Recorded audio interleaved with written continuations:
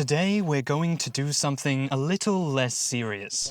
Say hello to the Fisher-Price Laugh and Learn, Twist and Learn Gamer. As you can see, it teaches shapes and colors, counting, and numbers and directions. Everything a budding gamer needs. 2, 1, 3.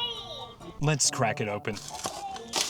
Oh, there are instructions. Press the raised buttons on the screen. Quotations. That's the main issue with this. How are we going to play anything on it if it doesn't have a screen? We'll figure it out. So one of them slides and one of them twists. Okay.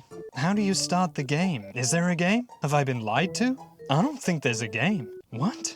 Find a shape. It says find a shape. Let's play fair and square and share the square. Doom doom sh do do doom doom sh. Left, right, up or down. Press the numbers to hear fun sounds. Hell yeah.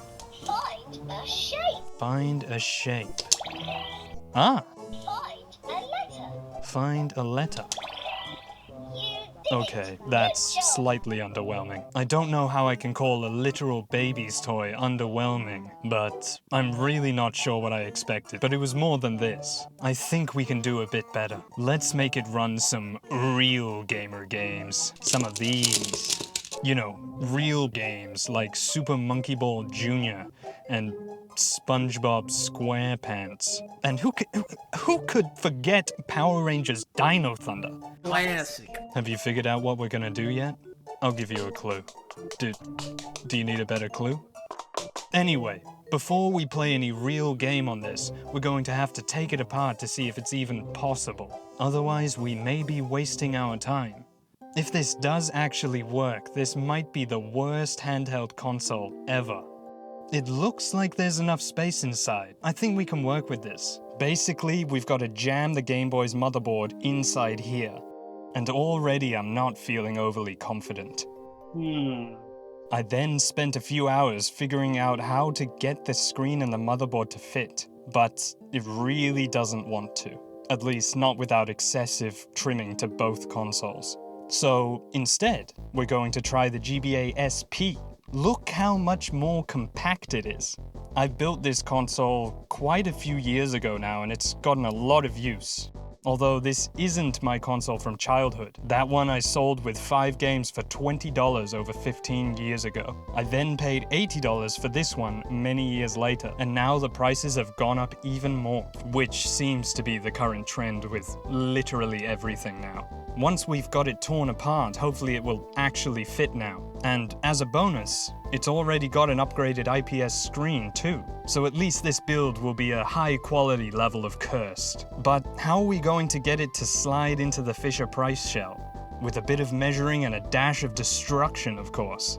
We're taking an iterative approach to this build. Basically, that's just a nicer way of saying we're going to figure it out as we go and slam into every problem headfirst until it works. Or explodes. Speaking of, the first obstacle is the game slot. It wouldn't be much of a game console if you can't even plug in any games. We want this thing to run Doom.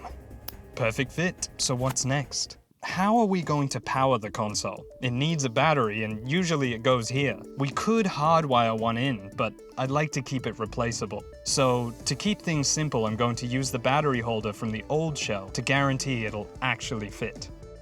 Success. To get the screen to fit, we have to get a bit creative. Instead of cutting the shell, we have to print out a frame to hold it in place.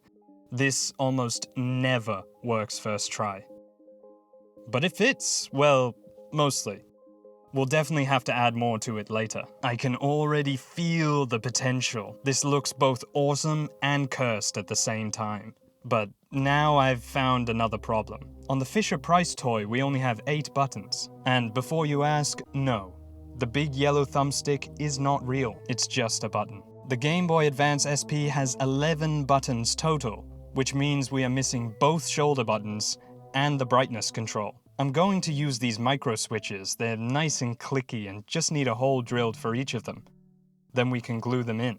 The brightness control button is going next to the screen for easy access. And boom, that wasn't too bad. Using these switches reminds me of old Xbox 360 controller mods. And speaking of buttons, We still haven't figured out how to turn the Game Boy on. Since it uses a slider for the power switch, and the red controller also slides, conveniently on the same side, I'm thinking we 3D print and glue an adapter that will move the power switch when you slide the left controller. In theory, turning the console on. I think this will work, but we'll glue it in later after the frame is finalized. Because the frame needs to be reworked. Right now, the Game Boy is just rattling around inside, so I redesigned it with more support. This took way longer to get right than I thought it would. I went through a lot of prints until it fits perfect, as you can see. Now it's the final stretch, the build itself. This is the most exciting part of a project for me. Everything either comes together perfectly or completely falls apart. I also designed this back cover to hide our mess and make the whole unit feel a bit more finished. And finally, we can glue in the power switch.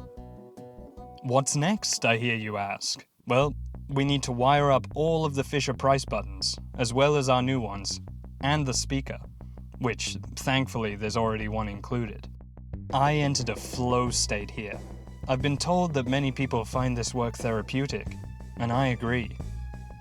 Well, that is until you break something. Though, Game Boy mods are the perfect starting point if you're wanting to get into game console repair or modding. They're less fragile than newer consoles, the solder points are big, and the best mods like the upgraded screen and shell are super simple to install, which is great. Alright, place your bets, place your bets. Will it work first try? No. The answer is no. Of course not. That would be too easy. It's not turning on. Please be something simple. I don't have another board and I would really prefer not to explain to myself why I destroyed a perfectly good Game Boy for essentially a joke project. Turns out, the power switch adapter is broken off. This calls for some stronger epoxy and a bit more patience to let it cure fully this time. Now!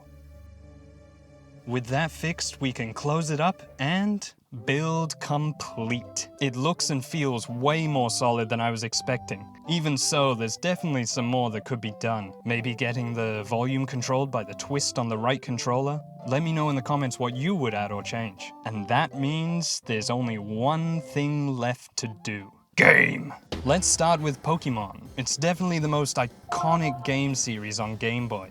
Everything so far seems to run exactly as it should. So let's try LEGO Star Wars. This is an easy game to test the shoulder buttons. Boom. Both working perfectly. Let's try a personal favorite, Super Monkey Ball. Fun fact, this is one of the few GBA games that are entirely 3D, but this D-pad feels like mashed bananas on toast. Or is that just an excuse for my abysmal gameplay? No. It actually feels awful. But now let's insert my flashcard so we can finally answer the question we started with. Can it run Doom? I've played through this version before on the Game Boy Micro, and not gonna lie, in many ways this is a better experience, even if that experience is deeply cursed. It feels so strange playing games like this on a baby toy, and somehow it's not so weird having the controls flipped with the D-pad on the right. It took a total of 2 seconds to get used to. All in all, project success. Fisher-Price said this toy teaches shapes and colors, but today we taught it something else. Rip and tear. Goodbye.